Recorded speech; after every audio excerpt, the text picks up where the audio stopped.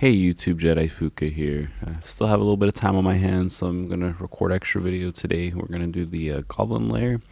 So for this one, I'm just going to show you guys the team that I have. We've talked about this dungeon quite a bit before. Other content creators have talked about it. So just quick review. The main thing with Goblin is that you need to be pushing some AoE attacks. Now, when you get to these higher stages, while you're still trying to build up your gear, one of the easier strategies to use is to get someone who's going to be playing your tank.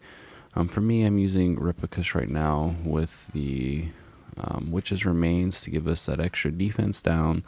I'm just pushed up his HP as much as I could, defense as much as I could. And then everyone else is just in my attack gear. I don't have a whole lot of good gear because I haven't been farming it, as I've told you guys in my other videos. So everything's mostly like flat stats, not good stuff at all. The other team lineup that I used was, instead of Ripicus as a tank, I had Sutha here as a tank, but honestly anyone can really fill that role as long as you're pushing their HP or defense up, and then the other 4 people are going to be attacks. I'm using a Frost team because they have great synergy. Now the thing with this team is that if you auto, or if you set up your timing, it's going to work a lot better. As you'll see right now, my timing is not going to be optimal because Ripicus is not going first with the defense down. Everyone else is going, but they're going to pretty much wipe him out. My Oster and Voresh, they're timed exactly the same, which is also not good. So there's a few small things that I could do to make this better, but just want to show you guys the run, how we get through this, so that way you can start farming your experience. I'm using a Frost team because they synergize very good for AoE damage. Inside the new team lineups, I haven't tried it because we can't just reset champions anymore, and so doing it on high levels was impossible until now. But a burn team might be good because they do some AoE. The new Thunderbolt team, they also do some AoE damage. So they'd probably be good in here. So if you're using like one of those teams already in your setup, you're probably going to be fine getting through some Goblin3. But anything that's doing AoE damage is going to work great. I do have a Dauntless team that can do this stage thanks to Shaltar, because he does that lightning damage where they start striking everything on the board, and then they can single target, wiping people out. But even at its best, it's barely getting, barely beating the stage. It's not even hitting the 25-second mark because the single target damage is just not ideal for here.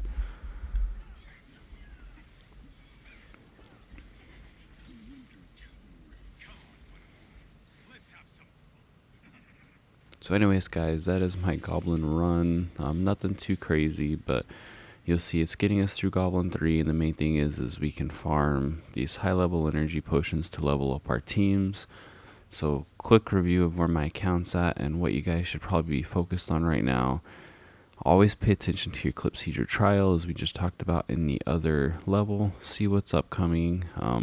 I recommend, personally, don't farm your legendary material yet. Wait until this unlocks so you're getting extra, and make sure that you are saving your energy, because you're going to want to be able to farm the legendary gear when it drops. So like for me right now, I have quite a bit of energy saved up. We're at 9 of the purple ones. I'm not going to use any of these until the legendary forge drops, and then what's going to happen is day 1, I'm going to go in, I'm going to farm probably at least 3 on each legendary dungeon. By then I should have a little extra, so that'll also give me enough to farm up some runes. And then we're going to use that gear to jump in and fight the bosses for the lunar thing. That way we can start getting that champion there. Now for everything else inside of the game, for where you guys should be at, just to give you an idea, some stuff is not worth pushing until you're just a little bit later on. So like in here, you'll see I don't have a Necrofire team built yet, so I haven't been doing this. So what I recommend for a lot of you guys is ignore these like Pillar of Trials and Feywilds, and once you get some teams leveled up, then you can just jump in there and push up content when you're ready for it. Even for Feywilds, I stayed at stage 0 until a few days ago, like 2 or 3 days ago. I jumped in, and then I just pushed through stage 57 where I'm at now, and then I haven't even done today's. And generally what I do is I'll wait like 4 or 5 days, and then I'll come in and push up the stages. The reason why I do that is we're getting big level increases, big gear increases.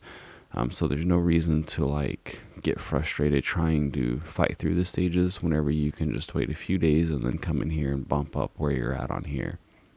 I am hoping this season to be able to clear this. Last season I couldn't do it. Maybe this season with more champions we'll be able to. We're going to see when that comes up.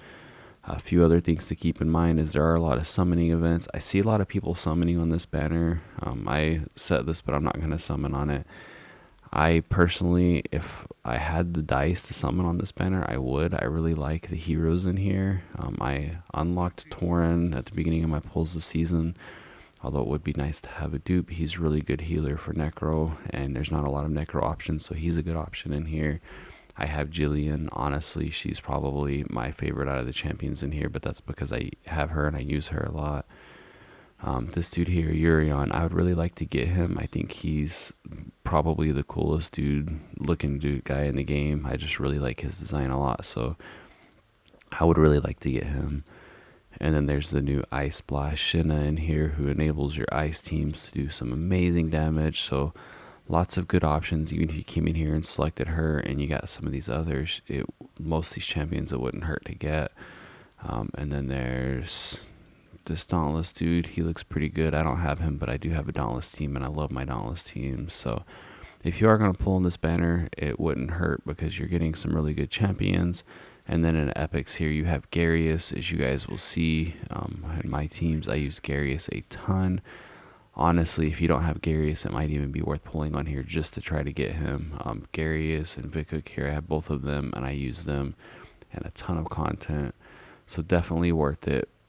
But personally, I'm saving up for the upcoming event because I would rather get this guaranteed legendary than a chance to get the ones that I want. So just come down here, our Lunar Radiance. So she looks like she's going to be really good. It's probably going to be hard to get her, so we definitely want to make sure we have enough pulls to get her when the time comes. Anyways, guys, that's it for this morning.